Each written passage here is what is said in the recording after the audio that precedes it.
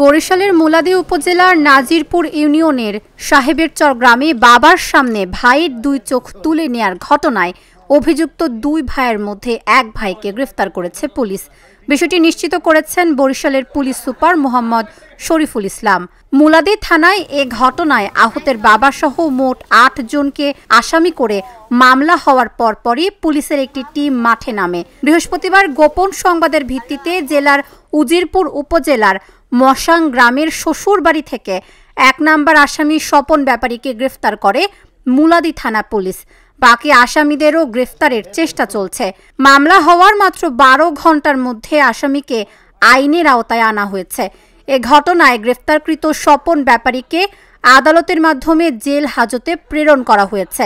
এর আগে ২২ আগস্ট রাতে ভুক্তভোগী রিপনের মেজ ভাই রোকন ব্যাপারী ও ছোট ভাই স্বপন ব্যাপারী লোকজন নিয়ে তার দুই চোখ তুলে নেয়, যার ভিডিও সামাজিক যোগাযোগ মাধ্যমে ভাইরাল হয়েছে।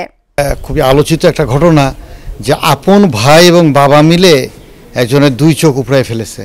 তো এই ব্যাপারে আমরা কনসার্ন ছিলাম, আমরা সজাগ ছিলাম এবং আপনারা জানেন যে কালকে মামলা রুজু হওয়ার পরে আমরা ২৪ ঘন্টা বলবো না, ১২ ঘন্টার মধ্যেই ১ নাম্বার যে মূল আমাদের সাসপেক্ট তাকে আমরা অলরেডি গ্রেপ্তার করে ফেলেছি এবং তাকে আমরা অল্প কিছুক্ষণের মধ্যে হয়তো কোর্টে প্রেরণ করব।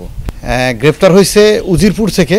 আমরা তথ্য প্রযুক্তির মাধ্যমে আমরা ফলো করতেছিলাম পরে এবং কালকে সারা রাত্রি মুলাদী জেলা পুলিশের একটা চৌকস টিম সারা রাত অভিযান চালিয়ে সকালের দিকে তাকে গ্রেপ্তার করতে সক্ষম হয়।